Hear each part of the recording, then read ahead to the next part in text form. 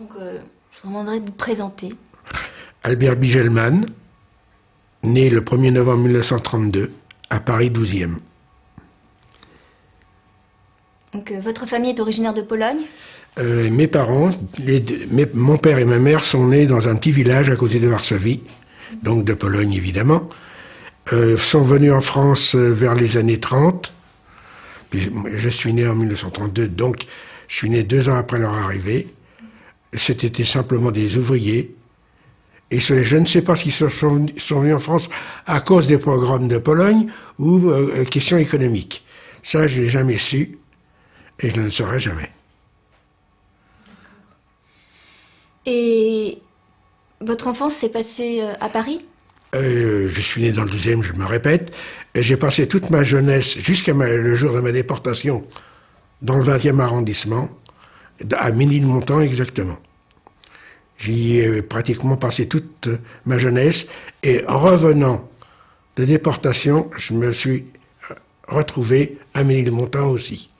Pour la bonne raison que notre appartement a été vidé par les Allemands, mais je l'ai retrouvé tel que, vide, mais pouvoir le réintégrer tout de suite en rentrant de déportation. Et que faisaient vos parents? Mon père était ouvrier tailleur, mettons qu'il était repasseur dans le prêt-à-porter féminin. Il a travaillé avant-guerre, il a travaillé après-guerre dans la même branche.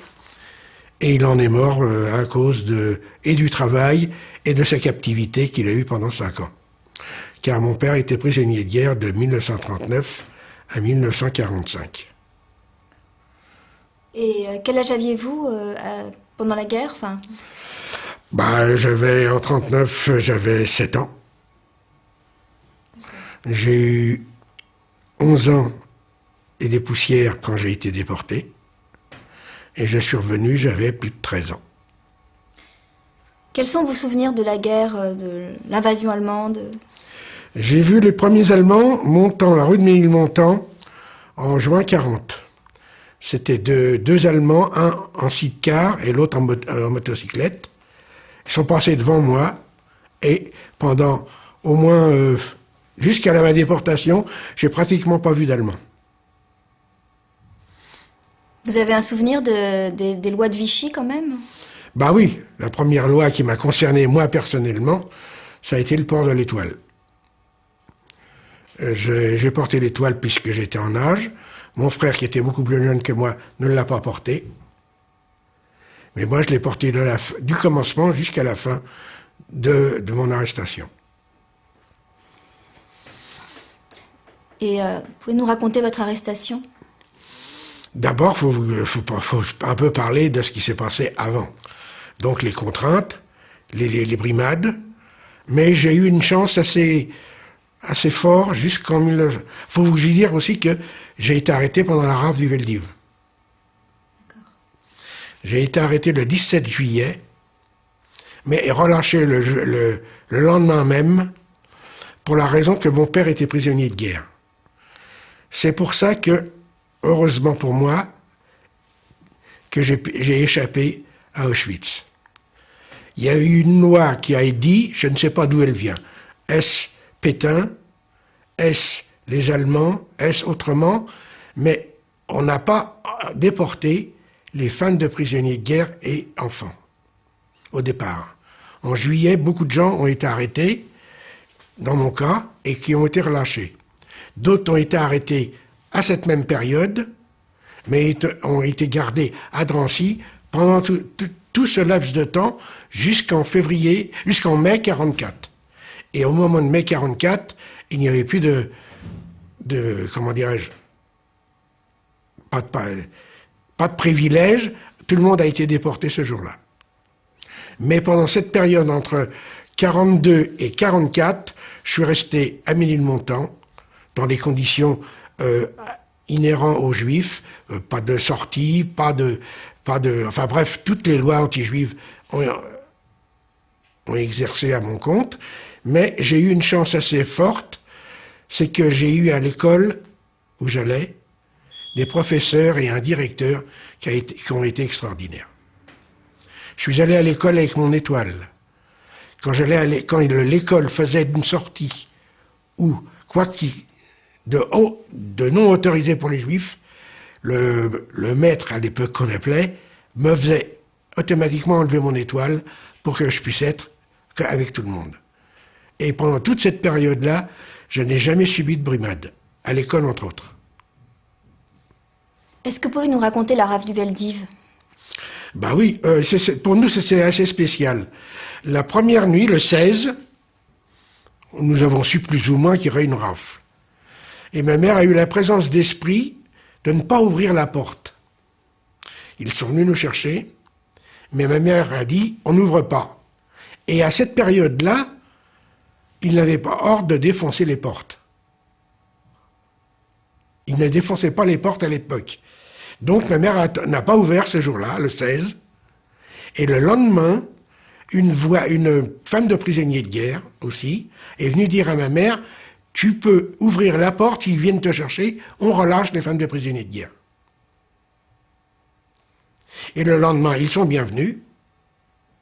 Ma mère a ouvert la porte. Nous sommes partis dans une annexe du commissariat du 20e avec mon frère et ma mère.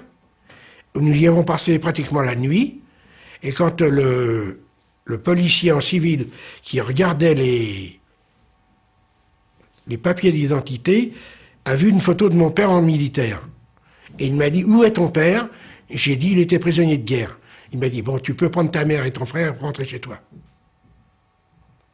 Je fais partie d'une exception, là. Ça ne s'est pas produit souvent. Mais je peux dire que je fais partie d'une exception. Comment ça s'est passé pour votre père? Il était polonais, pourtant. Mon père est un engagé volontaire pour la durée de la guerre. En 1939, dans mon immeuble, il y avait plusieurs familles du genre de la mienne, et les hommes étaient du même âge, et ont décidé, puisqu'il y a la guerre, il faut aller défendre la France. Et ils étaient 4 ou 5 à être partis s'engager volontaires pour la guerre. La moitié sont revenus parce qu'ils n'ont pas été prisonniers de guerre.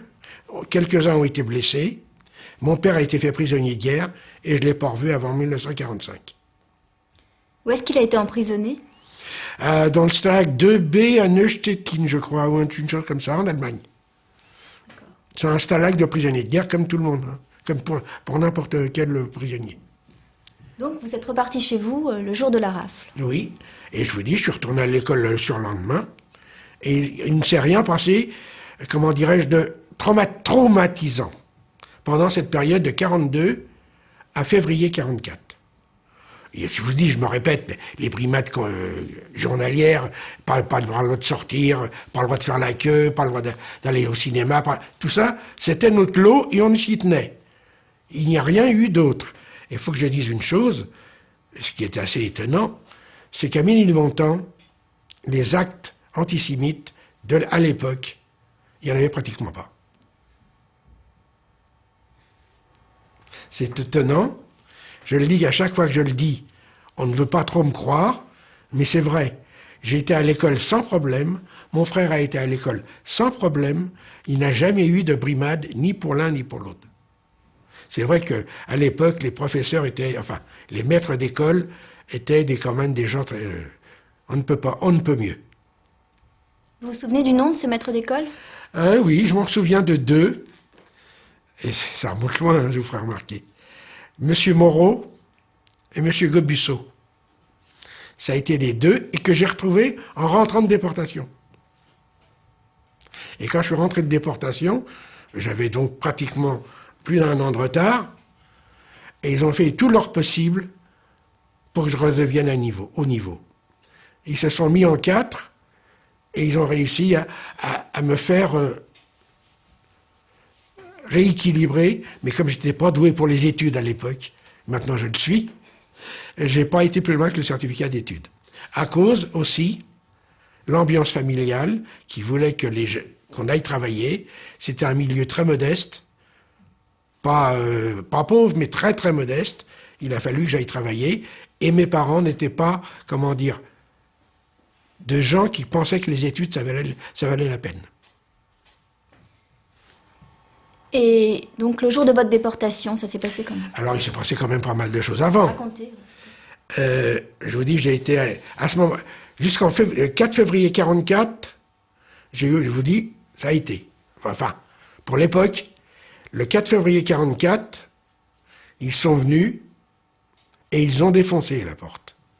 Ils n'ont pas attendu que ma mère ouvre, mais ils ont défoncé la porte. Qui? Qui? Je vais dire une chose qui n'existe plus maintenant. Ça s'appelait les vaches à roulettes. C'était 2 agents en uniforme avec des bicyclettes. Ça s'appelait en argot, ça s'appelait les vaches à roulettes. Donc ils sont venus, ils ont défoncé la porte, et on est parti à 3 h du matin au commissariat du 20e arrondissement, à Place Gambetta. Et là, nous avons passé la nuit, avec une petite anecdote qui mérite d'être signalée.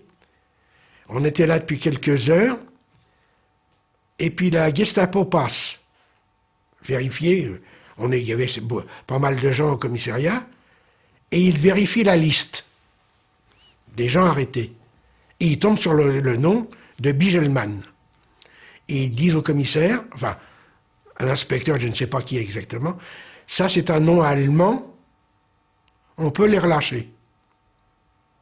Je dis bien la Gestapo. Et le policier français a répondu non, je les ai, je les garde. Et le lendemain matin, les autocars les autobus de la région parisienne sont venus nous prendre et nous sommes partis pour Drancy où je vais passer 3 mois. Drancy, c'était... Drancy, c'était bien l'antichambre des camps de concentration. C'était pas un camp de concentration, c'était un camp où les gens étaient en sursis, mais avec les inconvénients d'un camp de concentration. Ce qui veut dire pas le manger très peu, l'hygiène absolument pas. Nous, les enfants, on était un peu inconscients. Il faut vous dire que j'avais 11 ans et demi. Donc, on était un peu inconscients et on faisait pas trop, comment dire,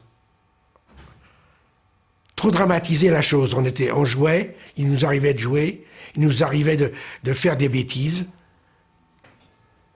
mais c'était quand même quelque chose d'assez traumatisant du fait qu'il n'y avait pas à manger, ou très peu, il n'y avait pas d'hygiène, c'était la promiscuité, parce que les chambres, c'était pas des chambres, c'était des dalles en béton où il y avait énormément de gens allongés les uns à côté des autres. Et vous avez vu des enfants plus jeunes, bien sûr, à Drancy? Bah oui, j'ai encore des petites filles à l'époque qui avaient 3 ans, entre autres. Il y avait des plus jeunes que moi, et plus vieux, il n'y en avait pratiquement pas. J'avais 11 ans, il y en avait peut-être qui avaient 14 ans au maximum, de notre groupe à nous. Parce qu'on a été séparés tout de suite, en arrivant à Drancy, on a été séparés tout de suite des autres déportés, qui devaient être déportés. Alors, on n'était pas en instance de déportation. Parce que je ne sais pas si c'était à cause de la loi de Genève, mais comme nos pères étaient prisonniers de guerre, on rentrait dans un contexte autre que n'importe quel juif pour être déporté. Même à Drancy? Même à Drancy. Nous étions séparés des gens qui allaient partir en déportation. Et vous êtes retrouvés avec qui, alors? Avec des gens comme nous. Des gens, enfin, des femmes de prisonniers de guerre. Nous étions à peu près... Nous sommes partis pour Bergen-Belsen avec en 2 convois de 280 personnes, femmes et enfants. Quel âge avait votre frère? Mon frère n'a pas été arrêté. C'est encore un épisode à part.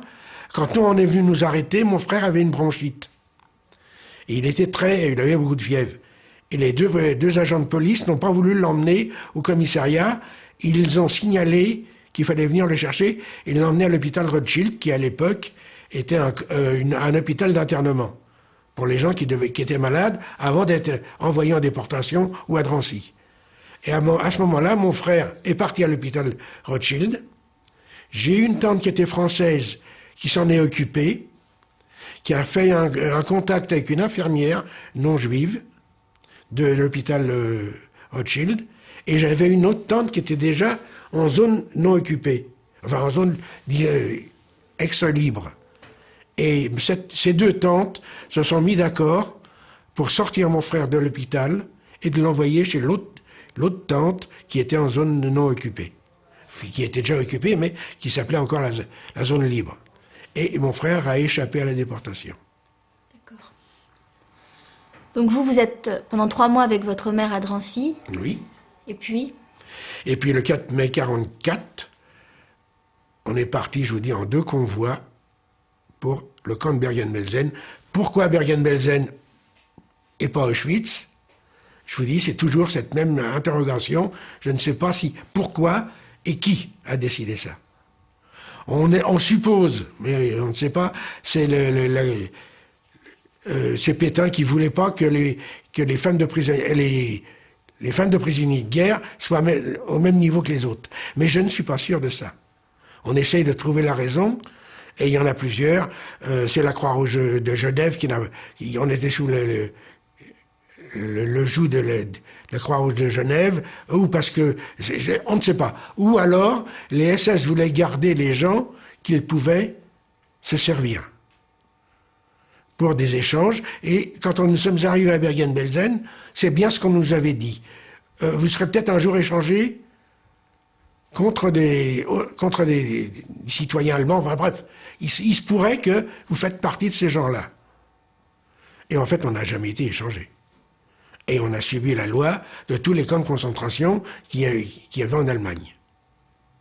Donc, aucun privilège. Quand nous sommes arrivés à Bergen, au début, pendant 2-3 mois, il y a eu, comment dire, pas un mieux, mais c'était pas réellement des brimades comme pour tout le monde. Pendant 2-3 mois. Et quand les SS, parce que à cette époque-là, Bergen-Belsen, quand nous y sommes arrivés, il n'y avait pas de SS. C'était sous l'autorité de la Wehrmacht. Le chef de camp de Bergen à l'époque était un commandant de la Wehrmacht, donc de l'armée régulière, ou pas régulière, je ne sais pas exactement. Et après, au mois de septembre 1944, non, plutôt peut-être, oui, au mois de septembre, est arrivé Kramer, l'ancien chef de camp d'Auschwitz. Et à ce moment-là, tout a basculé. sous la Wehrmacht, ça se passait comment? Pratiquement comme tous les camps de concentration. Les places d'appel, les 3-4 heures de garde à vous pour l'appel, les rations alimentaires très peu, comme partout dans d'autres camps. La seule chose, il n'y avait pas de sélection chez nous. Je dis chez nous. À Bergen-Belsen, il n'y avait pas de sélection. On mourait de meurtre, d'inanition, de promiscuité, de maladie, de coups, parce qu'on avait quand même des gens qui nous surveillaient. Mais il n'y avait pas de sélection, mais il y avait un four crématoire. Et la première chose que j'ai vue 2-3 jours en arrivant à Bergen-Belsen, j'étais derrière les barbelés et sur la route qui allait au four crématoire, j'ai vu une charrette remplie de cadavres. C'était la première fois que je voyais des cadavres. Une charrette énorme, remplie de cadavres de toutes les couleurs. Et à ce moment-là, je suis tombé dans les pommes. Vous aviez 11 ans quand vous êtes arrivé? Je suis arrivé, je suis né entre... oui, c'est ça, à peu près, oui, 11 ans et demi. Et on vous a séparé de votre mère? Non, justement, enfin, séparés sans être séparés. Nous avions le droit de voir nos mères dans la journée. Mais nous dormions dans les baraques d'hommes, nous les garçons. Il y avait des filles qui dormaient avec leur mère. Mais nous, en fin d'après-midi, on avait le loisir d'être avec nos mères pendant un moment. Et ici, avant que cela se produise, on a passé quelque temps dans les baraques des femmes, en tant que garçon. Et là, j'étais avec ma mère pendant quelque temps. Mais après, je vous dis, il s'est passé une chose, on a séparé les garçons des femmes. Et votre mère, dans quelles conditions elle était? Ma mère, comme toutes les déportées, il n'y avait pas de... C'était c'était 1 litre d'eau par jour le matin, c'était une soupe où flottait quelques rues de tabac à midi, c'était le soir, 1 litre de café noir. En fait, c'était pas du café, mais c'était de l'eau noire avec un carré de margarine de 5 grammes, avec 4 centimètres de pain par jour. 4 centimètres, ça veut dire ça, comme ça. Vous savez, c'est les pains carrés. Je ne sais pas si vous savez. Mais enfin, c'est des pains carrés où c'était un pain qui faisait 26 centimètres et c'était pour 6.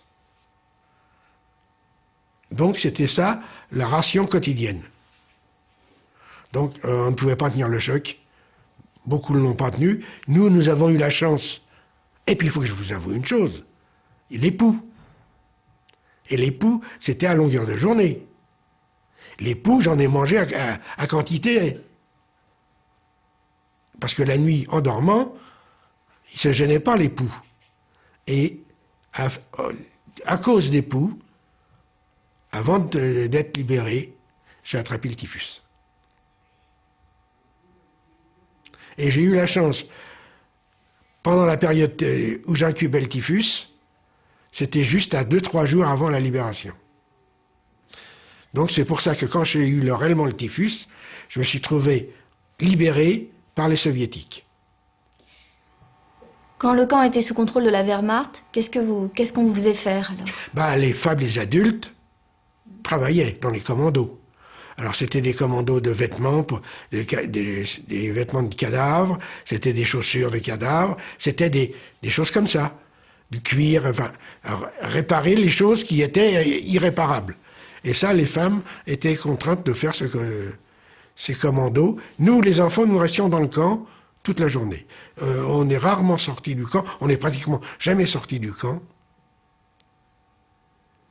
Et c'était, comment dire, on vadrouillait, si vous voulez, voilà. On vadrouillait à longueur de journée. Et il ne fallait jamais rester sur place. Il fallait toujours être en mouvement. Pourquoi? Parce que quand on est en arrêt, ça gêne les SS. Il ne fallait pas rester stagnant. Il fallait bouger. Et tant qu'on bougeait, on était supposé faire quelque chose. Et quand on était en arrêt, c'est on était feignant, on faisait rien. Donc, c'était pas des choses à faire. Et quand le camp a été récupéré par Kramer, quelle était la différence alors? Les coups, les capots, les appels plus longues, et puis justement est arrivé l'hiver. Et ça, l'hiver a été terrible. Parce que imaginez-vous rester 3-4 heures au garde à vous quand il fait moins 10 ou moins 15, ça, et pas de chaussures évidemment, ou très peu, il fallait le supporter. Et il se faisait un malin plaisir de trouver que le compte n'était jamais bon. Et il fallait recommencer. Et après ça, les femmes partaient en commando travailler. Elles avaient un peu ça dépend où elles travaillaient. Si elles travaillaient à l'intérieur, c'est déjà pas mal. Mais s'il y en a qui travaillaient à l'extérieur, quand il faisait moins 10, moins 15, c'était pas évident. Et ça s'est produit pendant tout l'hiver 44. 44, 45, ça a été l'enfer. Et est arrivé un moment terrible. Mais alors pire que Auschwitz.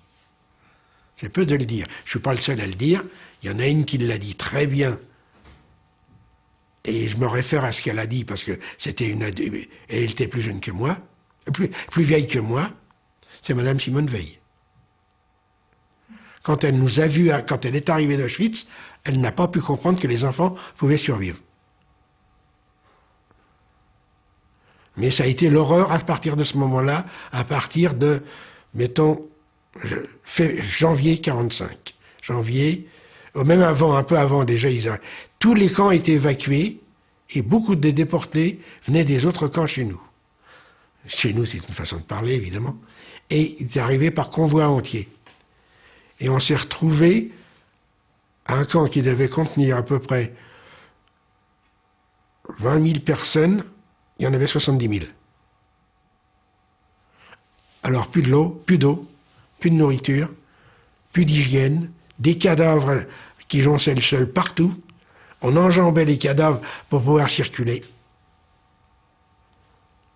Ça a été l'horreur jusqu'au mois d'avril. Pour moi.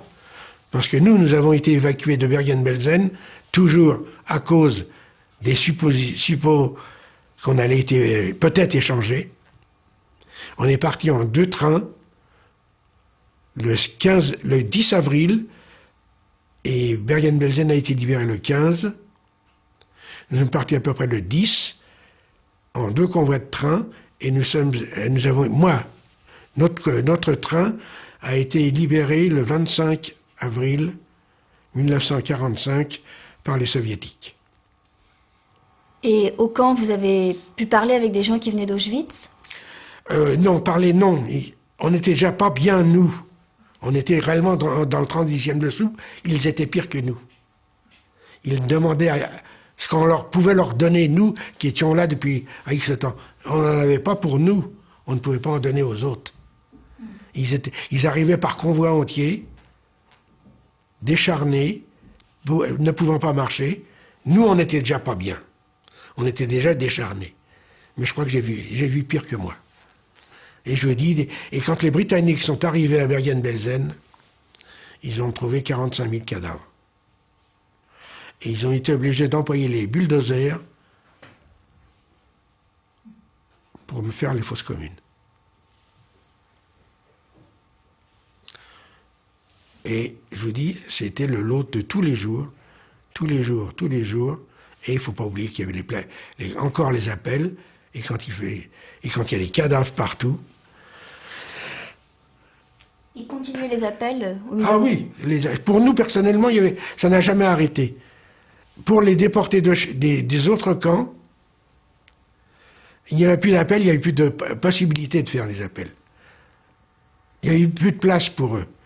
Nous, on avait encore nos barbelés qui nous séparaient des gens qui arrivaient comme ça.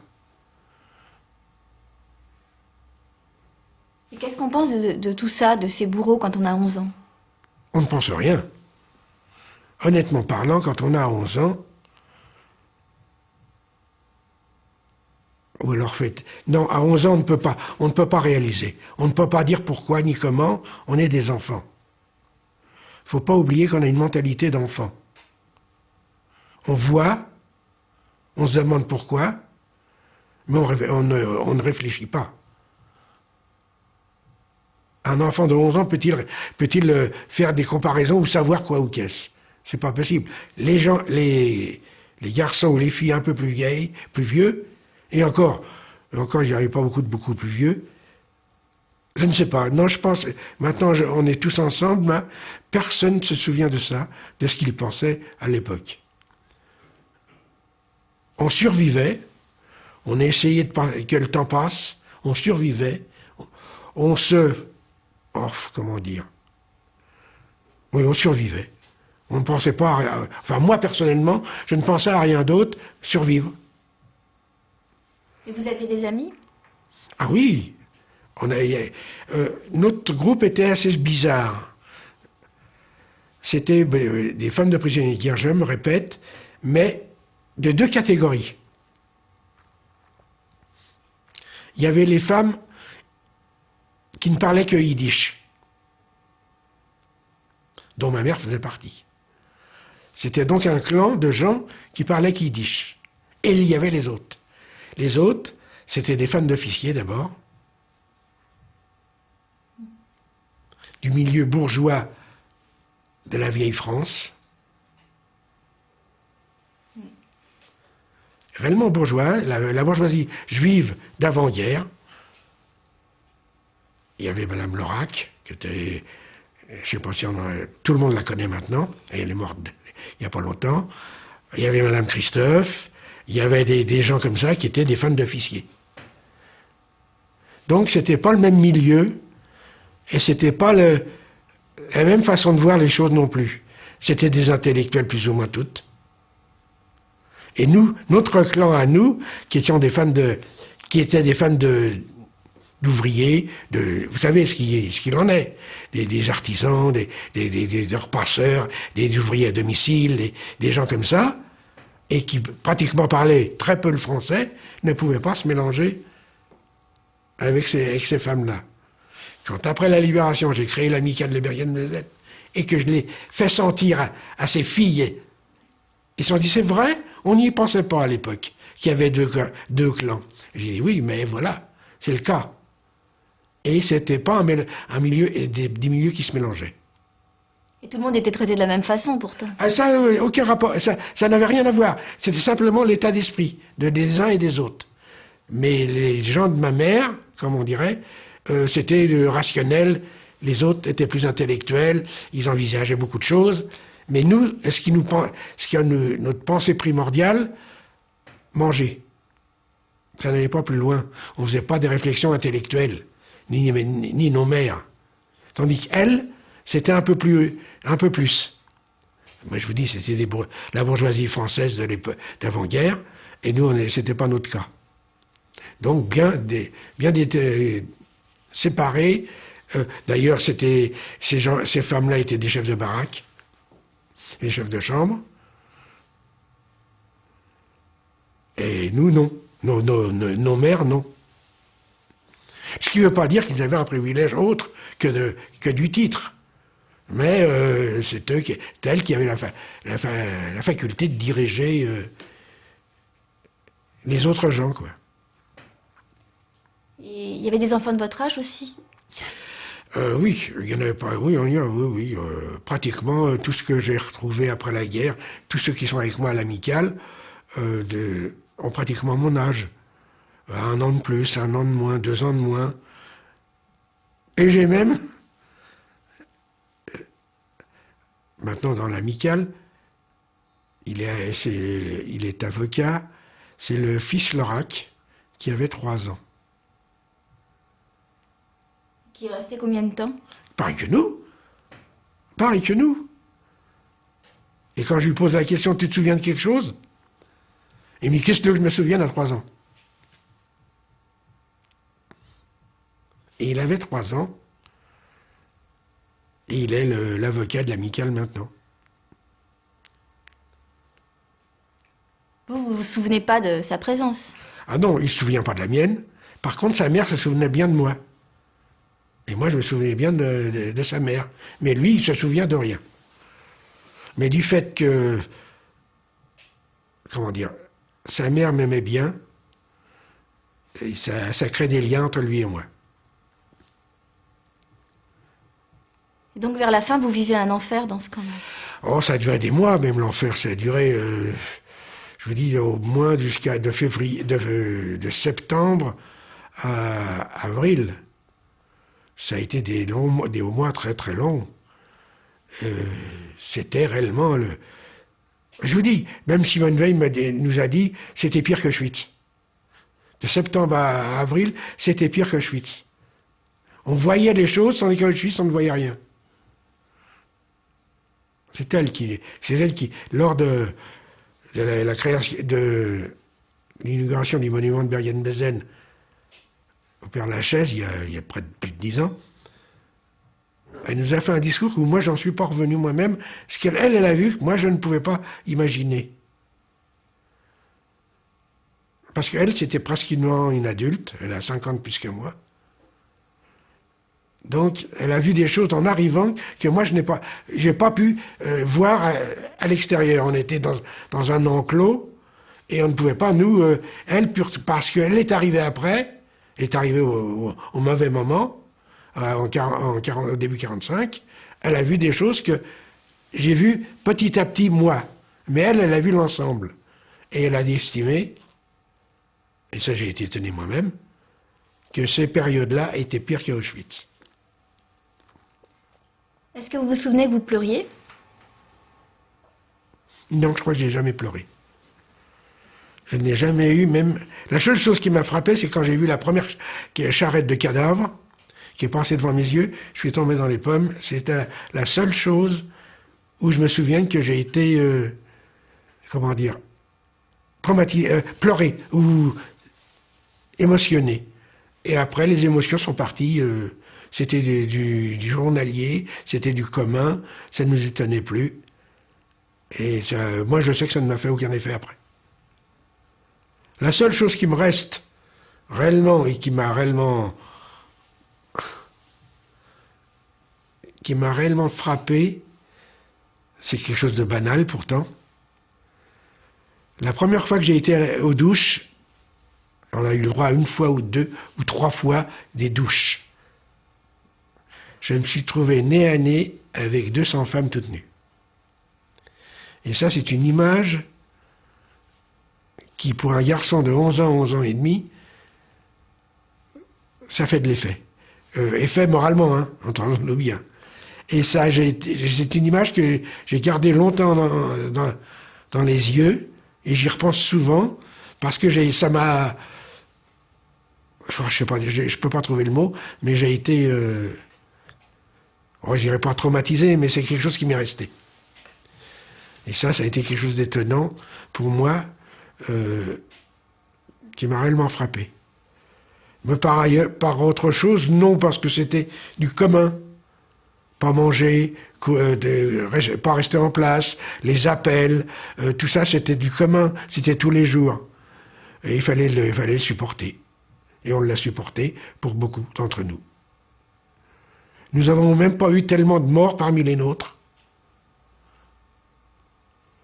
On a eu des morts à la libération un peu, parce que les gens étaient tellement affaiblis qu'ils ne pouvaient plus rien supporter.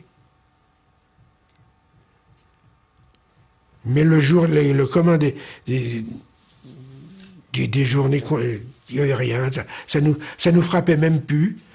Moi personnellement, c'était quelque chose de normal. Les coups qui arrivaient de temps en temps, c'était quelque chose de normal. On le supportait, ou on essayait de les éviter en tout cas. Le moment où les capots sont arrivés, et il a fallu les éviter à tout prix. Sans ça, c'était, comme partout ailleurs, selon l'humeur de ces gens-là, quoi. Des exécutions aussi? Non, pas d'exécution chez nous. Par contre, j'ai entendu, mais ça s'est vérifié, que quand les déportés des autres camps sont arrivés, il y a eu des actes de cannibalisme. Les gens avaient tellement faim, je ne dirais pas des, mais au moins un. Et ça a fait le tour du camp. Il paraît que moi je ne l'ai pas vu, mais le SS a tiré une balle dans la tête tout de suite. Tellement les gens avaient faim. Et il s'est passé. C'était quelque chose de surhumain, c'était quelque chose de avilissant, mais alors au dernier degré. Au dernier degré. Il n'y avait pas d'hygiène, il n'y avait plus rien du tout, il n'y avait plus d'eau, il n'y avait plus rien. Et ça, je vous dis, ça a duré de longs mois. Et heureusement pour nous, on a pu supporter tout ça. Et votre mère? Ma mère était sur le bord du non-retour. Elle a commencé à devenir grosse, des œdèmes partout. Et la libération serait intervenue quelques jours ou quelques temps après, elle serait parvenue comme beaucoup d'autres d'ailleurs. Nous avons eu la chance que tout ça s'est produit sur la fin des FIN. Donc, ceux qui ont supporté ont réussi à revenir, d'autres, quelques-uns n'ont pas supporté cette fin de déportation, et il y en a quelques-unes qui sont mortes à la libération. Et surtout, et quelques enfants aussi, pas un ou deux. Mais quelques adultes sont morts à la libération. Et pendant la période d'évacuation, parmi les nôtres, je crois qu'on en a eu 2 de morts qui ont été laissés sur le bord du balastre. Parmi les nôtres, des femmes. Parmi les autres nationalités, je ne sais pas, mais il y en a eu aussi. Parce qu'il faut que vous sachiez que notre enclos, comme on dirait, notre camp séparé, avait beaucoup de nationalités. La majorité des gens, c'était des Hollandais. Avec Anne Frank, évidemment, qui est morte. J'ai dû la côtoyer, parce que j'avais affaire à beaucoup de Hollandais dans mon périmètre. Et parmi eux, il y a eu pas mal de morts. Ils étaient là avant nous, eux. Ils sont arrivés un peu avant nous.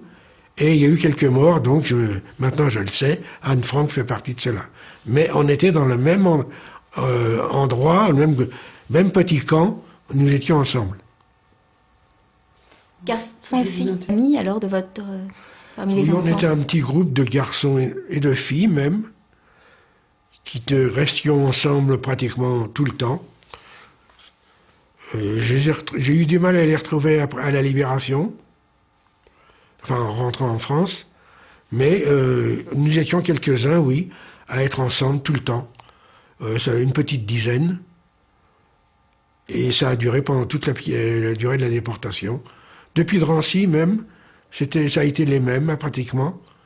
Je vous dis, c'était le clan de ces femmes-là, donc qui avaient 2, 3 enfants, et on était toujours ensemble, parce que c'était un moyen de communiquer ensemble, surtout pour les mères. Et je ne les voyais pas de discuter avec l'autre clan, ils n'avaient pas la possibilité intellectuelle non plus, ni la langue. Donc c'était réellement le petit clan, et c'était ces gens-là qui avaient les enfants où nous étions restés ensemble. Ça a toujours été ce petit groupe. Parce que, en fait, pour survivre dans ces cas-là, il faut avoir un groupe. Il faut pouvoir être un groupe. Vous étiez tout seul, c'était 10 fois plus difficile. Mais en étant en groupe, on pouvait s'épauler plus ou moins l'un à l'autre. Et c'est ce qui s'est produit pour nous. Il y avait, 3, 4 familles, 5 familles qui étaient restées groupées ensemble. Et c'est ce groupe-là, bon, pratiquement, pas tous sont revenus d'ailleurs.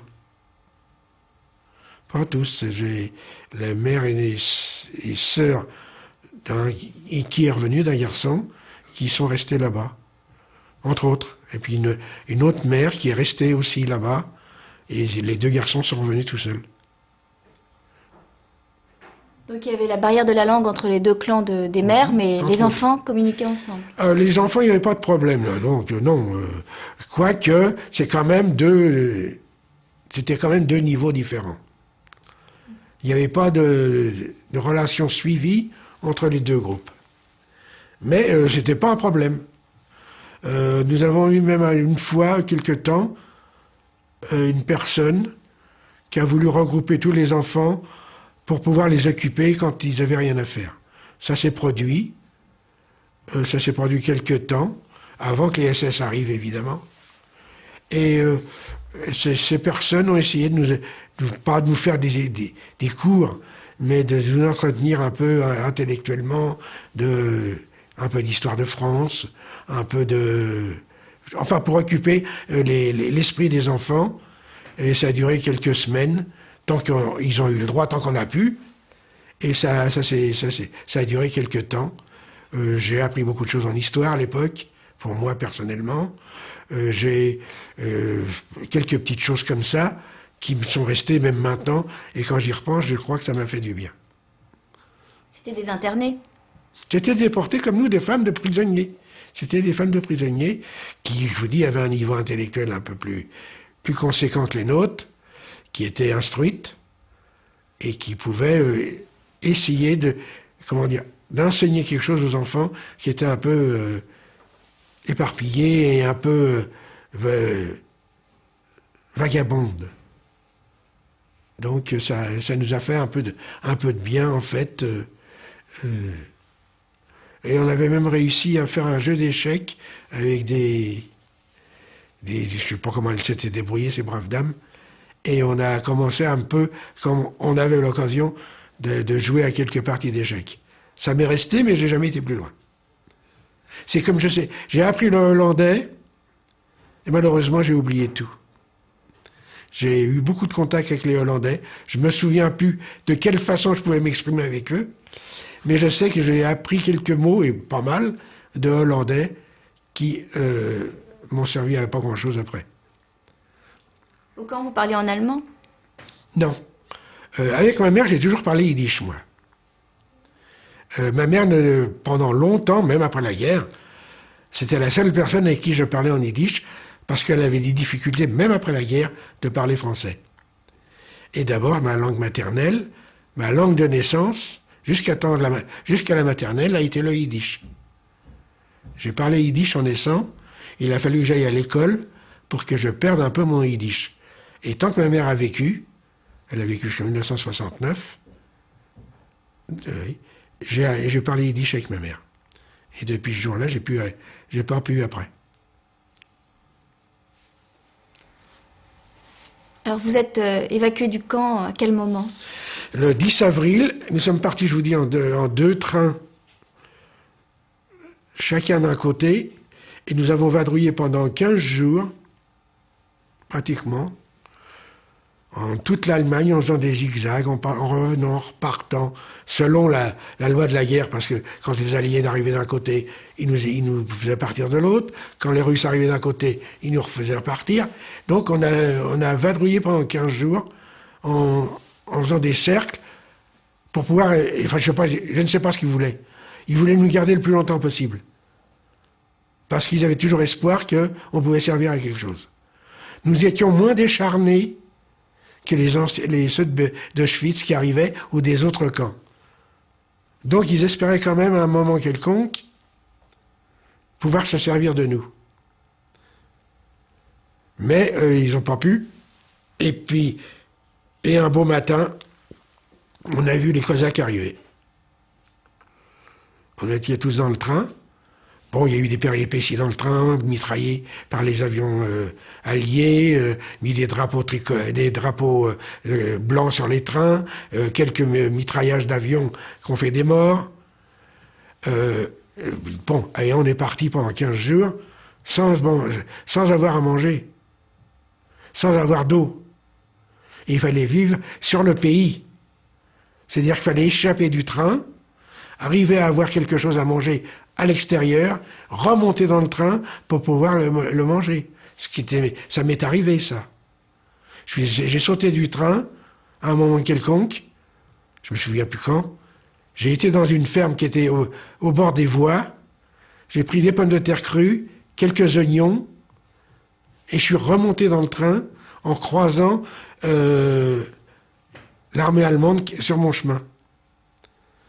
Je suis passé devant eux, et où aller autrement que dans le train? Je suis retourné dans le train vers ma mère. Et vous aviez une idée d'où vous étiez?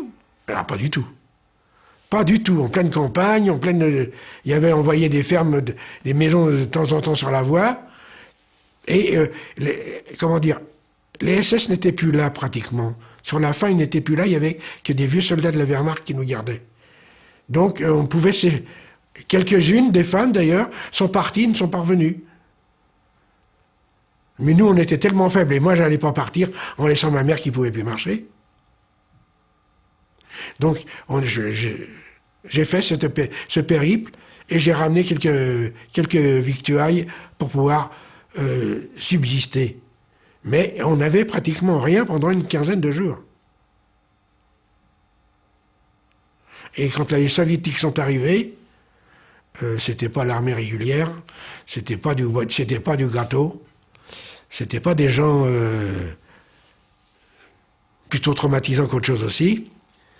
Et à ce moment-là, on a eu le droit de descendre du train, investir une petite ville qui se trouvait sur le bord des voies. Et quand nous sommes arrivés dans ce village, il y avait pratiquement plus personne. Et les soviétiques nous ont dit, vous prenez ce que vous voulez, et vous vous mettez où vous voulez.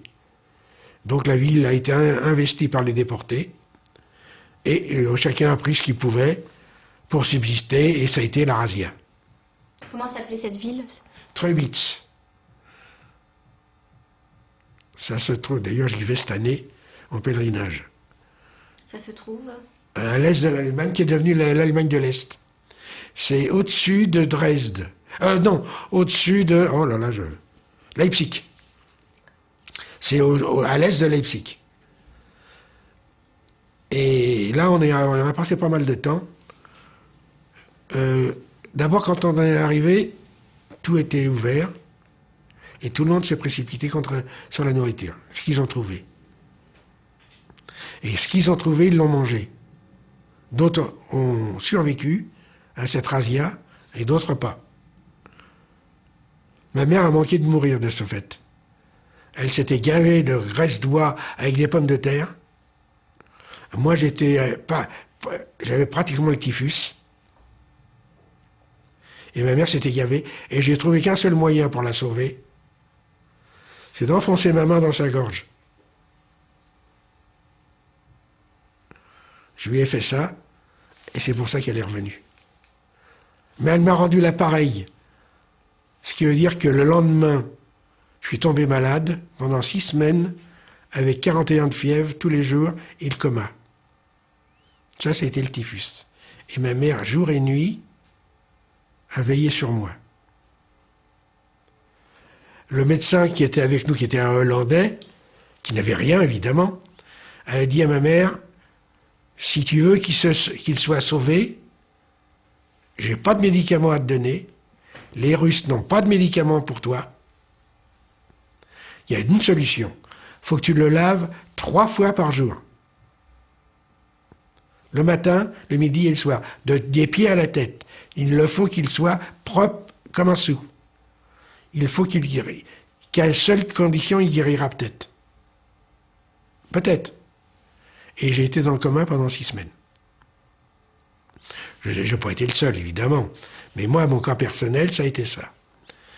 Et il paraît, mais enfin, je me souviens encore, j'ai eu des moments de rémission du typhus. Je me réveillais, et un jour, je me réveille, et je me trouve sur le bord de la fenêtre du 3e étage, prêt à sauter. Ma mère, qui était dans la chambre, a eu le temps de me rattraper, et le médecin qui est venu tout de suite après, a dit maintenant, il y a un seul moyen, c'est de l'attacher dans son lit pour plus qu'il bouge.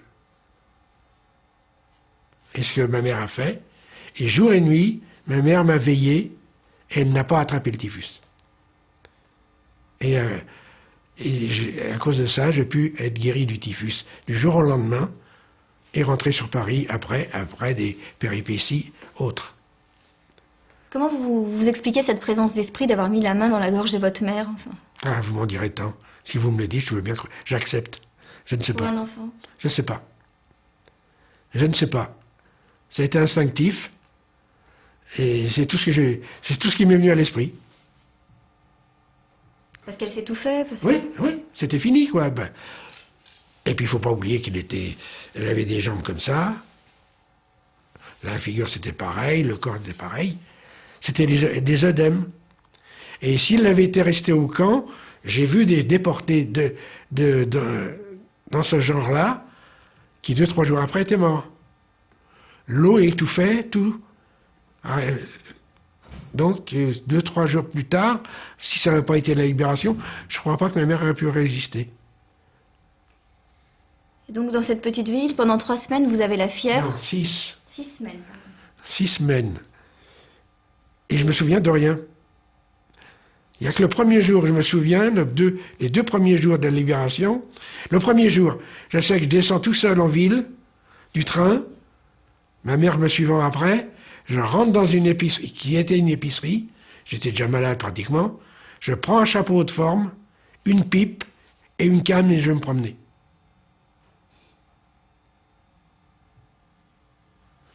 J'étais déjà malade, en fait. J'avais déjà de la fièvre. Est-ce que c'est du délire? Est-ce que c'est... Mais je sais que c'est ce qui s'est produit. Comme ça. Et après, je me souviens plus. Parce que les deux premiers jours, ça a été ça, et le coup de ma mère avec la main, et après, je me souviens plus de rien. Et je me revois après, évidemment. Mais pendant cette période-là, plus rien du tout. Et votre mère vous a raconté, alors? Ma mère n'était pas une bavarde. Ma mère n'a jamais rien raconté. J'ai vécu avec elle pendant une dizaine, 45 jusqu'à 60. Elle n'a jamais ouvert la bouche sur la déportation, vis-à-vis de moi-même. Elle n'a jamais raconté quoi que ce soit. Je ne sais pas si elle l'a fait avec des adultes, ou à son mari, ou à ses sœurs, mais à moi, elle ne m'a jamais parlé de ça. C'était une chose qu'on n'a jamais évoquée à la maison après la libération, entre elle et moi. Pour vous protéger ou... Je sais pas, je pourrais pas dire, mais je sais qu'elle ne... Et je crois qu'elle n'est pas la seule, en fait. Mais elle n'a pas vécu assez longtemps pour que je puisse en tant que réellement adulte, lui remettre ça sur le tapis. Mais il n'a jamais. Y compris les 6 semaines de fièvre. Rien. Rien. C'est marrant, mais c'est comme ça. Hein. C'est des gens qui ne savent pas parler. Et mes parents en faisaient partie. Mon père était un peu pas dans le même cas. J'ai jamais su réellement ce qui s'est passé dans sa captivité pendant 5 ans. Si j'ai appris quelque chose, c'est par bribes, parce qu'il en parlait avec des copains qui étaient avec lui. Mais lui, personnellement, ne m'a jamais parlé de sa captivité. Ni des raisons pour lesquelles il s'était engagé dans l'armée. Ça, je l'ai appris par ailleurs. C'est évident. Parce que, d'abord, ça leur faisait un peu de liberté, partant de la famille. C'était un peu de chauvinisme en disant, la France, ils nous ont accueillis, on y va. C'était un peu un mélange de beaucoup de choses qui fait qu'ils sont partis quelques-uns du même immeuble comme militaires. Mais réellement, m'en parler quand je suis devenu adulte, jamais. Mais mon père est mort très très jeune. Il est mort en 52, 53, donc dans ces années-là. Donc j'ai pas eu le temps d'en discuter avec lui, j'étais encore un gamin. Donc non, jamais en famille on a parlé de ces choses-là. Ça vous aurait aidé d'en parler? Ça m'aurait fait du bien, oui. C'est plus comme maintenant où il y a une équipe qui vous attend quand vous arrive un pépin, quand vous prend en main, quand on vous raconte etc., etc. Ça me fait un peu rire, mais enfin, ces histoires, ça me fait un peu sourire. Mais bon, c'était pas le cas à l'époque. Hein. Nous sommes revenus, nous avons été à l'hôtel du Tessia, ça a été bâclé en 2 jours, et chacun repartait chez soi. Racontez-nous, justement, après cet épisode du typhus. Alors là, le typhus, on n'a pas été libérés tout de suite. Comme on était en zone soviétique, ils ne voulaient pas nous relâcher, les soviétiques. Ils voulaient nous garder. En fait, ça a été très dur pour que nous puissions partir sur la France. D'abord, ils voulaient nous faire passer par Odessa. Après, ils ont dit qu'on avait eu le typhus, qu'on n'était pas tous guéris, qu'ils ne pouvaient pas nous relâcher. Et nous avons eu un coup de chance, nous, les Français, entre autres, c'est que le mari d'une de nos déportés, un officier évidemment, qui avait été aussi prisonnier de guerre puisque sa femme est avec nous, est rentré en France avant et il a su que Bergen-Belsen avait été libéré. On était en France déjà. Et comme il avait des accointances avec le cabinet à De Gaulle, il y a eu des tractations, il a fallu que les Américains s'en mêlent, et un jour j'ai vu, parce que j'étais là à ce moment-là, par hasard, j'ai vu arriver une Jeep avec lui dedans, avec un autre officier français, qui venait faire le recensement des gens qui voulaient repartir sur la France. Enfin, des Français en fait. Et il a emmené sa femme en repartant, et quelques temps après, on a vu arriver les camions américains avec les soldats noirs au volant. Et ça a été le retour, pas triomphal, mais dans des bonnes conditions. Vous êtes passé par où alors? Alors nous avons d'abord été en zone américaine, puisque nous étions pratiquement à la limite des zones américaines et zones soviétiques. Ça a été un périple, ça a été en camion pendant quelques jours, ça a été bien reçu par les Américains, je vous dis que ça. Aussi bien reçu après par les Français dans leur zone française, parce qu'il y avait la zone française à l'époque, et surtout reçu normalement, sans chichi, à l'hôtel du Tessia. Vous étiez bien reçu parce que vous étiez prisonnier de guerre ou... Non, parce qu'on était déportés.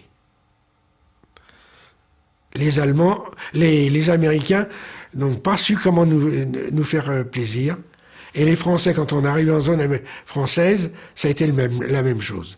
Ils ont fait tout ce qu'ils ont pu avec leurs moyens.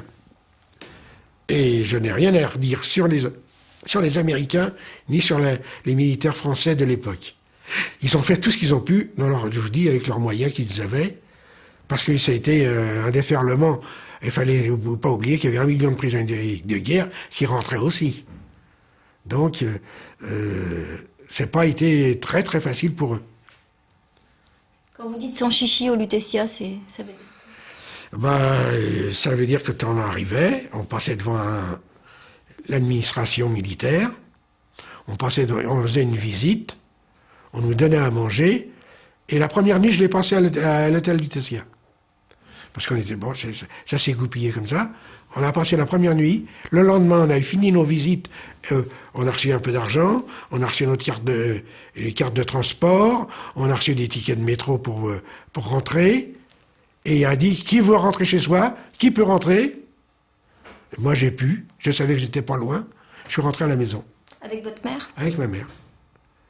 Et j'ai trouvé mon père à la maison, qui avait réussi déjà à avoir une table, une chaise et un lit. Mais il ne savait pas où on était. Il avait récupéré mon frère, mais il ne savait pas, ma mère et moi, où on était. Et on est arrivé comme ça, sans prévenir, pratiquement, du jour au lendemain. D'autres sont restés peut-être un ou 2 jours de plus à l'hôtel Lutetia, d'autres n'ont même pas passé par l'hôtel Lutetia, mais c'était le strict nécessaire, et carte d'identité, enfin papier d'identité pour pouvoir avoir récupéré son nom, quelques bricoles à déjeuner, passer devant les médecins militaires pour savoir où on en était, comme ça tout de suite, pour savoir ce qu'il fallait à l'hôpital ou pas. Ceux qui ne voulaient pas y aller n'y allaient pas d'ailleurs, à l'hôpital. Et moi j'ai dit, bon, je veux rentrer à la maison. On a passé la nuit à l'hôtel Lutetia, et le lendemain, on est parti à Ménilmontant, où tout a repris son cours normal, parce que on n'a pas fait de chichi, ni les uns ni les autres. Et puis c'est tout. Et quand vous êtes rentré, vous avez eu envie de parler, par exemple à l'hôtel ou... Non, personne n'a parlé. J'étais pas apte, moi, à 11 ans, à 12 ans, non, 13 ans déjà, presque. Hein, dans la 13e année, à parler de quoi que ce soit. Je n'avais rien à... Je ne pouvais pas... Je n'avais pas à raconter. Aucun de nous, de nos âges, n'a raconté quoi que ce soit à l'époque. Je suis retourné à l'école, non, pratiquement rien. Et personne ne m'a posé de questions. On est redevenus les gens comme tout le monde. Et même en famille, vous n'en parliez pas? Ah, jamais. Jamais je n'ai parlé en famille, ni à mes tantes, ni à mes cousins. Non, jamais. J'ai su que j'ai un oncle et une tante, et un oncle et un cousin qui sont partis à Auschwitz, qui ne sont pas revenus. Ils sont partis en 41, eux, 41 tout de suite. 40. Donc, non, personne n'en a parlé. Je ne sais pas si ma mère en a parlé, parce que j'étais trop gamin pour être dans ses jupes. Si elle parlait, j'étais pas là. Et surtout, on ne parle pas devant les enfants. À l'époque, la génération de ma mère, on dit tout ce qu'on veut, sauf quand les enfants sont pas là. Donc, je ne sais pas ce qui s'est passé de ce côté-là. Vous ne savez pas si vos parents en ont parlé ensemble? Je ne sais pas. Ça, je ne saurais pas le vous dire. Et je n'ai même pas essayé de savoir, d'ailleurs. Mais jamais j'ai entendu ma mère en parler. C'est une famille un peu, comment dirais-je, muette sur certaines choses. Et ne pas en parler, c'était une défense ou... Oh, c'était normalite. C'était normal. On n'en parlait pas, il n'y avait pas de raison d'en parler à ce moment-là. Moi, enfin, en tout cas, j'avais pas de raison d'en parler. Et même à l'école, on ne vous a pas posé de questions? Non, non, non. Personne n'a posé de questions à l'époque, personne. Mais les gens se sont réveillés au moins 15 ans après. Hein. Et nous, les déportés ont recommencé à parler pratiquement 30 ans après. Il y a eu des écrits, mais toujours par qui? Par des intellectuels. Il y a eu quelques bouquins qui ont été écrits tout de suite après la libération. Mais ça n'a touché personne. Il y a quelques livres qui ont été faits en 46, 47, mais après ça a été fini. Plus personne n'en parlait. Pourquoi ça n'a touché personne? Parce que personne ne voulait savoir, entre autres. Personne voulait tout le monde rentrer dans les normes et ne pas se distinguer autrement que... Personne n'en parlait. Personne. Et est-ce que vous avez croisé les vaches à roulettes qui vous avaient arrêté? Oui, mais ils ont existé pendant longtemps après. Mais pas les mêmes, je ne sais pas. Hein, Mais ça a toujours existé pendant X années. Et Oui, oui. vous vous disiez pas parmi eux Ben non, je vais pas Non, non, non, non, non. C'est moi-même, il faut que j'avoue que cette période-là, je l'avais presque occultée. Il a fallu, avec le temps, en réfléchissant, mais pendant longtemps, je faisais partie d'une organisation de déportés, mais ça s'arrêtait là. Mes amis, mes copains d'enfance, j'en aurais jamais parlé. J'en avais pas mal qui n'ont pas été déportés, eux, qui ont été en zone libre, etc., enfants cachés, enfin tout ce que vous voulez. Mais je n'ai jamais parlé avec eux. Et c'était des amis d'enfance, de la petite enfance même. Jamais j'aurais ouvert la bouche là-dessus. Et j'étais parmi des juifs pratiquement. Mais mes copains, c'est des juifs qui n'ont pas été déportés, et j'en aurais jamais parlé. Dans cette école à Ménilmontant, il y a bien des enfants qui ne sont pas revenus, non? Beaucoup. Beaucoup. Beaucoup. De mon école à moi, je suis le seul à être revenu.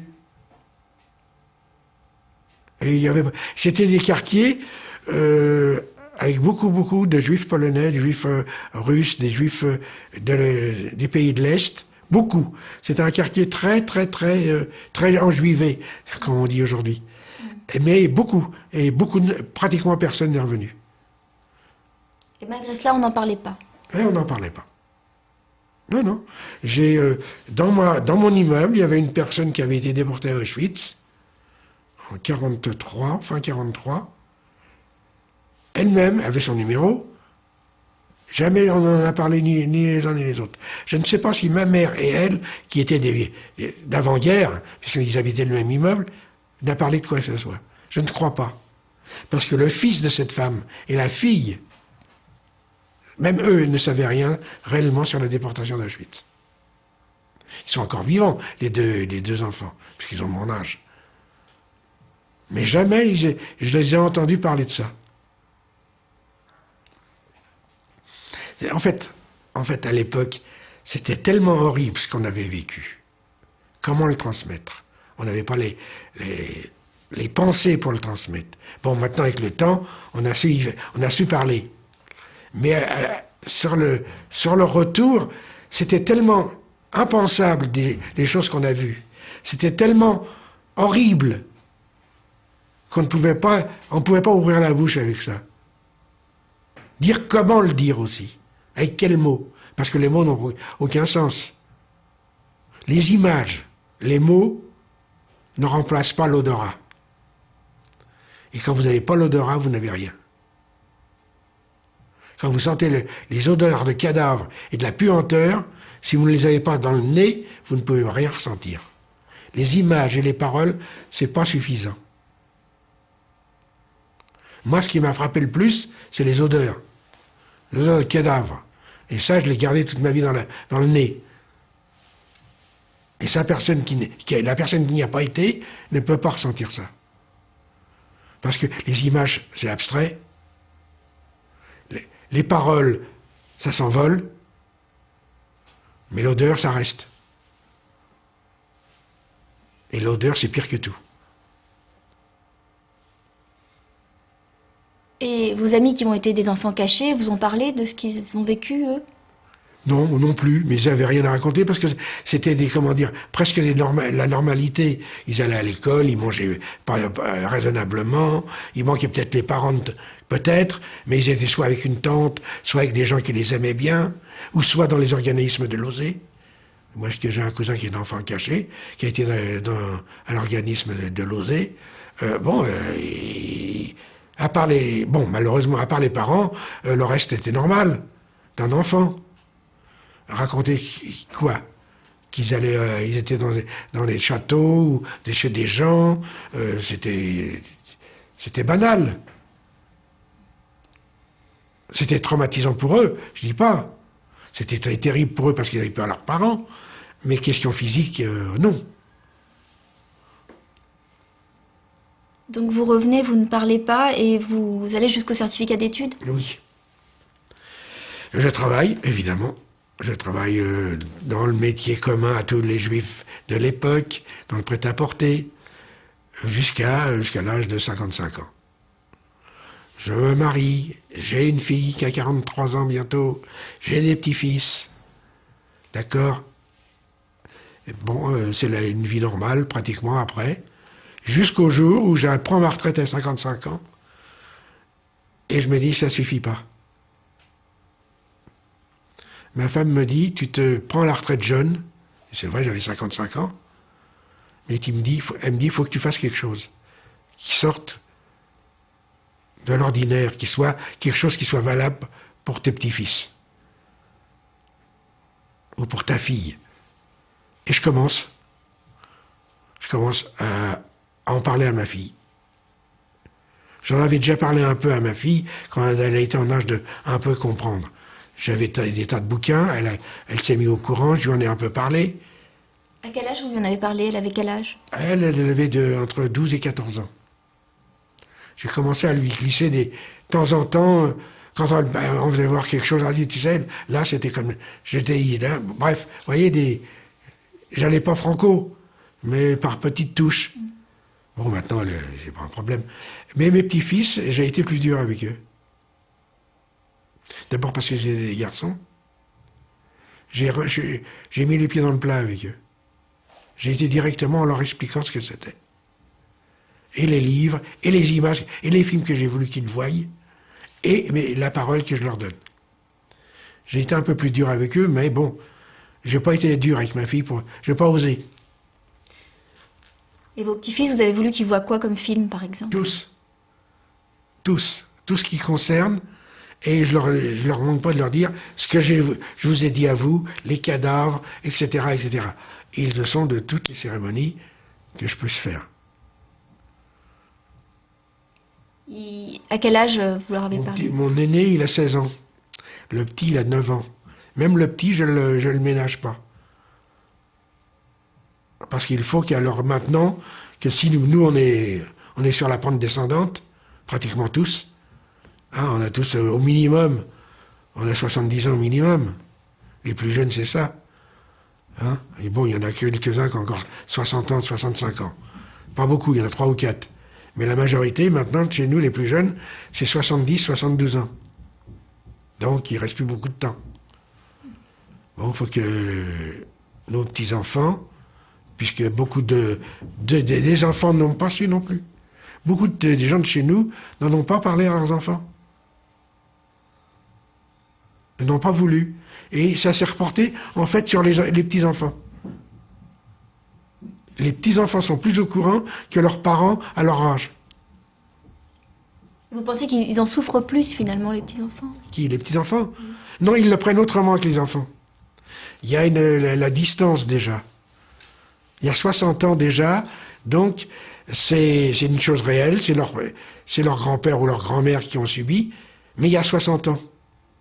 C'est donc de l'histoire pratiquement pour eux. Et donc quand vous prenez votre retraite à 55 ans, qu'est-ce que... Alors là, je commence à dire, il faut que je fasse quelque chose de valable. Et je fais quelque chose de valable.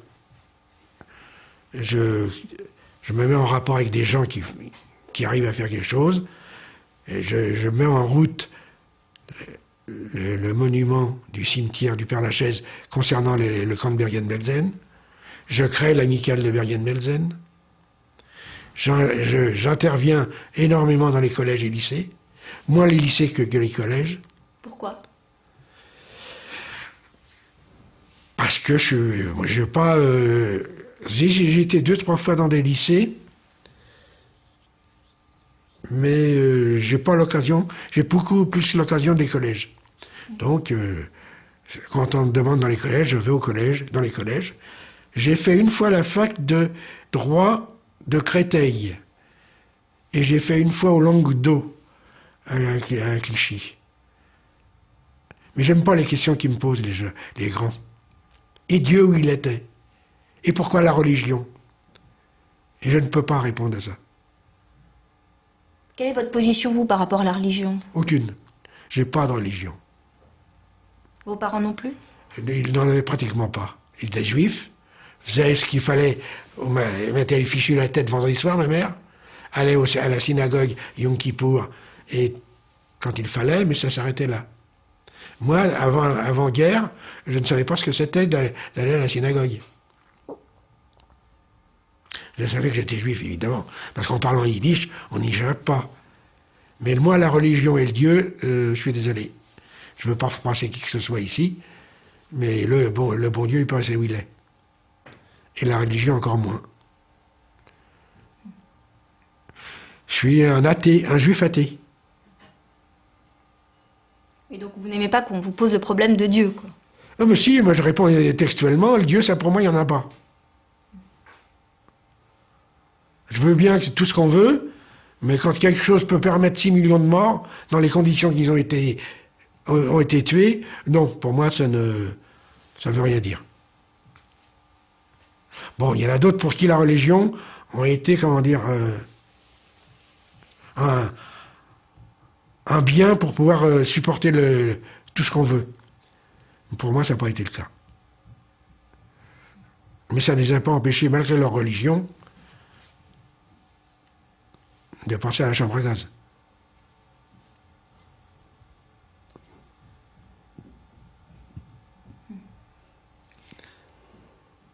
Et cette amicale de Bergen-Belsen, vous la créée en quelle année, alors? 94. Le monument est là depuis 92. Nous l'avons fait. Nous avons commencé 88 à mettre tout en place. Et le monument a été créé en 92. L'amicale tout de suite après, pratiquement. Et donc, depuis ce temps-là, ça existe. Et heureusement, parce qu'il n'y en avait pas jusqu'à maintenant. Vous vous réunissez souvent? Assez souvent, oui. Assez souvent. J'ai retrouvé des amis que je n'avais pas vus pendant 45 ans. J'ai retrouvé des gens que je n'avais jamais vus, que je ne connaissais pas. Et tout ça, ça fait des gens qui s'aiment. Qui ne sont pas tous enfants de... Si. Si. Pratiquement. C'est pratiquement des enfants de Bergen-Belsen, tous. Et il y a... faut que l'amicale de Bergen-Belsen n'est pas typiquement juive. L'amicale de Bergen-Belsen a cette particularité, c'est qu'il y a des non-juifs. Parce qu'il y a beaucoup de gens qui sont passés à Bergen-Belsen, qui venaient d'autres camps, Buchenwald, Ravensbrück, etc., etc., Auschwitz, évidemment, mais c'était des non-juifs. Et quand j'ai créé l'amicale de Bergen-Belsen, même au moment du monument du Père-Lachaise, nous avons rabattu tout le monde. Et beaucoup de gens sont passés par Bergen-Belsen, venant d'autres camps, qui ont voulu faire partie de l'amicale. Donc, à l'amicale de Bergen-Belsen, il y a les deux. Il y a les juifs, qui font partie de la Shoah, et les non-juifs, qui font partie de la déportation. Donc, je ne peux pas... Vous savez ce qui s'est créé, là, récemment, l'Union des déportés d'Auschwitz, dont je fais partie en tant que président de l'amicale de Bergen-Belsen au bureau. Mais je ne peux pas inclure l'amicale de Bergen-Belsen dans le monde de l'Union des déportés juifs d'Auschwitz. Je ne suis que partenaire privilégié. Parce qu'une partie de l'amicale fait partie de la Shoah. Moi, je fais partie de la Shoah. Mais les non-juifs ne font pas partie de la Shoah. Donc, automatiquement, je ne peux pas m'intégrer à 100% à l'union des déportés d'Auschwitz, qui était un organisme assez important. Comment dirais-je? Mais, ils ont tous tenu à ce que je fasse partie du bureau directeur de l'Union en tant que Shoah Bergen-Belsen. C'est pour ça que je fais partie de cet organisme. Ils sont bien conscients de la différence, de toute façon. Ah oui, ils ne peuvent pas faire autrement que d'être conscients. Parce que quel était leur traitement là-bas, à Bergen-Belsen? Qui? Aux non-juifs? Eh bien, comme tous les déportés. Comme tous les déportés qui arrivaient des autres camps, dans les mêmes conditions que Simone Veil, qui est arrivée d'Auschwitz, elle. Les gens qui venaient d'autres camps arrivaient dans les mêmes conditions. C'était, puisque le mot qui a été défini pour Bergen-Belsen sur la fin, c'est le dépotoir. Donc tout le monde est arrivé pratiquement par là. C'était dans le nord de l'Allemagne. Donc tout le monde tous les déportés ont été rabattus, beaucoup en tout cas, vers cette zone-là. Et on a à Bergen-Belsen des gens qui ont voulu faire partie de l'amicale, qui n'étaient pas de la Shoah. Je ne peux pas refuser des gens qui veulent faire partie de l'amicale. Au nom de ce qu'ils ont vu? Non, au nom de ce qu'ils étaient. Ils étaient déportés. C'était des déportés comme tous. Donc j'ai des non-juifs à l'amicale de Bergen-Belsen. Ils sont des gens actifs? On va changer de cassette. Surtout parce que Simone Veil a voulu absolument à ce que les enfants de Bergen-Belsen fassent partie de la Shoah. Je ne peux pas faire autrement que différencier l'amicale de Bergen-Belsen de l'Union des déportés d'Auschwitz. Mais nous, en tant que juifs et Bergen-Belsen, je fais partie de l'Union. Alors quelles sont vos activités donc, au sein de cette amicale? Pérenniser les souvenirs, s'occuper du monument, faire des pèlerinages, se réunir et faire comme tous les amicales de déportés, rester en contact le plus longtemps possible. Et comment est-ce que vous expliquez que maintenant les gens veuillent bien vous entendre? Il y a une évolution mondiale, les camps de concentration sont devenus... Alors, il y a une chose qui s'est passée, il faut l'avouer, la Shoah est devenue à la mode du fait qu'Eichmann a été condamné. Ça vient un peu de ça. Ça a eu un retentissement mondial, et les gens n'ont pas pu faire autrement que savoir qu'Eichmann, c'est quelqu'un qui a fait la solution finale. Donc, automatiquement, les camps, je vais employer un mot, qui sont devenus à la mode. Et c'est à ce moment-là que réellement, on est reparti à en reparler, et ça a pris de l'ampleur. Il y a une chose qui est assez terrible, en fait. Jusqu'à maintenant, enfin jusqu'à une certaine période, on ne parlait que des déportés de la résistance. Et la déportation juive était mise de côté un peu. On faisait partie des déportés, mais il n'y avait pas de spécificité. Les juifs, c'était partie de tout le monde, de toute la déportation. Et il y a eu un moment où il y a eu cette séparation morale, que la déportation juive n'est pas la même que la déportation autre, résistants, communistes, etc., etc. Mais tous opposant au régime nazi. Ça n'est pas la même déportation. Et ça a pris 40 ans. 30-35 ans pour que cette spécificité soit reconnue. Bon, maintenant elle l'est, mais on parlait tellement de la déportation résistante que nous, on nous avait mis de côté, et maintenant le balancier est passé de l'autre côté. On parle beaucoup de la Shoah et très peu de la déportation résistante. Il y a des conflits d'intérêts, c'est évident. C'est-à-dire? Ils ne sont pas contents, les déportés de la résistance, maintenant. On ne parle que de la Shoah, et eux, on les laisse de côté. Donc, avant, c'était nous qui étions dans ce cas-là, et maintenant, c'est un peu eux qui sont dans ce cas-là. Pour la bonne raison qu'ils en veulent maintenant au président de la République, qui va à Auschwitz dans 15 jours, mais qui ne va dans aucun autre camp. Il ne va pas à Buchenwald, où c'était un grand camp de déportés de la résistance. Beaucoup, c'était un des plus grands. Il y a Ravensbrück qui était pour les femmes l'équivalent, etc., etc. Et il ne va qu'à Auschwitz. Ça ne plaît pas à tout le monde. Ils doivent bien avoir conscience que c'est pas la même proportion de victimes. Qui? Les victimes juives et les victimes des... Qui a cette... les résistants. Non, mais ils ne font pas. C'est pas leur problème. Ce qu'ils veulent, eux, c'était... ils ont toujours été au devant de la scène. C'est eux qui ont eu toujours les médailles, c'est eux qui ont toujours eu les compliments, tout. Et nous, en fait, nous, en tant que déportés politiques, on nous appelle déportés politiques. Ça n'a rien de politique. Parce que je sais qu'au départ, nous, on avait, sur ma carte de rapatrié, il y avait marqué déporté racial. Quand je suis rentré sur la première carte de rapatrié que j'ai eue, il y avait RD, non, DR, déporté racial. Et quelques années après, ils ont voulu éliminer cette chose. Tout le monde est devenu déporté politique si on n'était pas résistant. Tout le monde. Tout le monde. Donc les Juifs sont devenus des déportés politiques. Donc, dans le tronc commun, si vous voulez. Toutes les déportations sont dans le même tronc commun. Et est-ce que vous avez foi en l'avenir ou pas? En qui? En l'avenir. En ce qui va se passer, en l'humanité, je sais pas. Oh là! Vous pensez que ça vaste problème. Vaste problème. Ah là. Comment dire? Je suis pas optimiste, moi. Je n'ai jamais. On m'a toujours appelé, même dans déportation, le joyeux pessimiste.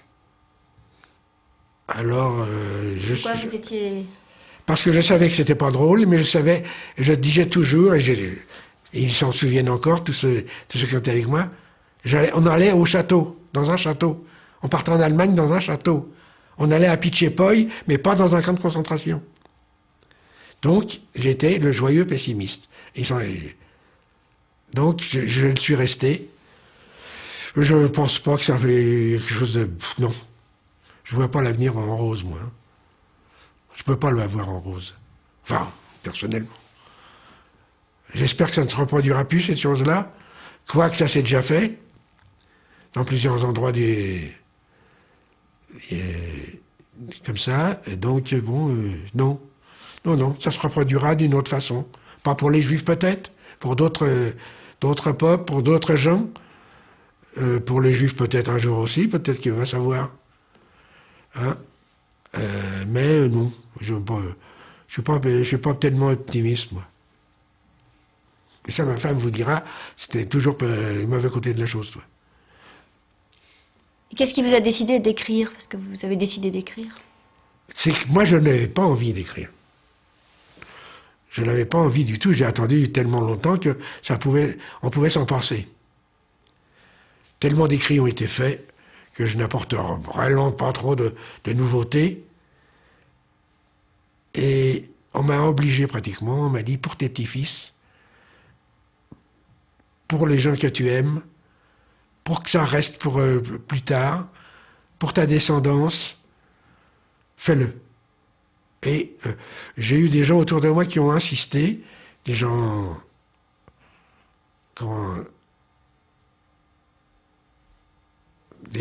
qui savent les choses, ne serait-ce que le secrétaire général de la Sorbonne, qui m'a dit faut le faire. Il m'a dit je vous aiderai s'il faut. J'ai un ami qui était chef adjoint de cabinet du Premier ministre, qui m'a dit je t'aiderai aussi. Et il m'a aidé, c'était effectivement. Et j'ai mis quelques mois pour écrire pour en parler, pour faire un écrit de tout ce que je viens de vous dire à peu près, et plus, évidemment, dans les détails, pour que il paraît que ça peut être valable. Je crois, mais je suis presque sûr, que ça sera édité sous l'égide de la Fondation de la Shoah. Et vous, est-ce que ça vous a apporté quelque chose? Oui, parce que j'ai pu me raconter de long et en large. Et ça m'a fait du bien de pouvoir dire tout ça. Comme ça m'avait fait du bien la première fois que j'ai été à Bergen-Belsen. Quand je suis retourné pour la première fois à Bergen-Belsen, quand je suis arrivé sur le site, qui n'a plus rien à voir avec ce que c'était, évidemment, j'ai fait ouf. Je suis là. Et à partir de ce moment-là, j'ai eu un peu l'esprit libéré. Ça m'a fait du bien d'être la première fois à Bergen-Belsen, comme ça m'a fait du bien d'avoir fini ce que j'étais en train d'écrire, de raconter. Vous êtes retourné en quelle année? En 95 pour la première fois, en 2000 pour la deuxième fois, en 97 pour la deuxième fois, en 2000 pour la troisième, et là, au mois d'avril qui vient, pour la dernière fois. Pourquoi? Parce que, pour moi personnellement, j'emmènerai plus mes gens à Bergen-Belzec. Si quelqu'un voudra y retourner, il en prendra la charge. Moi, j'ai fait mon temps, j'ai fait ce qu'il fallait, j'ai réussi ce que je voulais faire dans le contexte. La prochaine fois, quelqu'un d'autre le fera à ma place. Quelle est la vision la plus traumatisante que vous gardez de ces... Les tas de cadavres au pied des baraques. Ça, je ne pourrais ne jamais l'oublier. Et l'odeur. C'est les deux choses qui, jusqu'à ma mort, je les aurais dans le nez. Ça, on s'en libère pas. Ah non, on ne peut pas. Les tas de cadavres, j'en rêve des fois la nuit. L'odeur, je me demande d'où elle vient, parce que je me dis, qu'est-ce qui sent? Mais ça, c'est les deux choses. Et moi, je crois que même à la limite, c'est l'odeur presque en premier. Les cadavres, on les voit, bon, on les a. Mais l'odeur, surtout, pour moi, ça a été traumatisant. Et les cadavres, évidemment, les monceaux de cadavres. Je dis bien des monceaux, hein. C'est pas un cadavre comme on a vu dans la télé, là. Hein, de temps en temps, un petit cadavre. C'était des tas de cadavres. Dans toutes les formes, dans toutes les positions. Et squelettiques en plus. Comment un enfant peut se défendre contre ça? Par l'insouciance. En n'y pensant pas. Surtout en insouciance. Sur le moment, on ne fait plus attention en fait. Mais c'est de l'insouciance, puis en fait on ne se rend pas compte. Un enfant ne se rend pas toujours compte. Il voit les choses, il entend les choses, il sent les choses, mais c'est quand même qu'un enfant. Et nous étions des enfants. Je ne sais pas la réaction des adultes, je parle qu'en tant qu'enfant. Moi, personnellement, tout ce que je vous ai dit, voilà ce que c'est.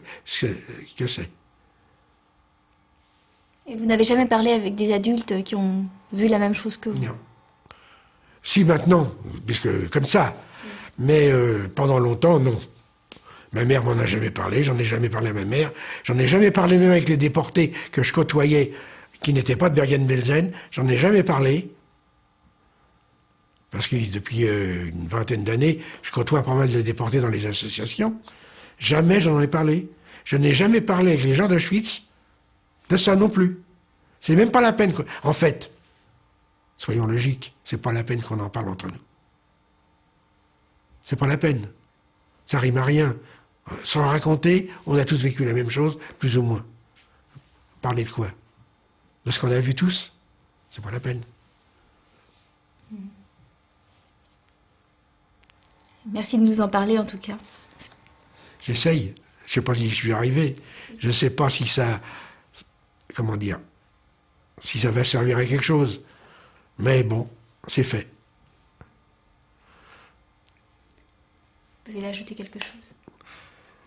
Oui, je crois que je crois que ma victoire à moi personnelle, enfin, pas à moi, mais à tous ceux qui sont rentrés, c'est d'avoir une famille, d'avoir eu des enfants, des petits-enfants, et puis merde au SS.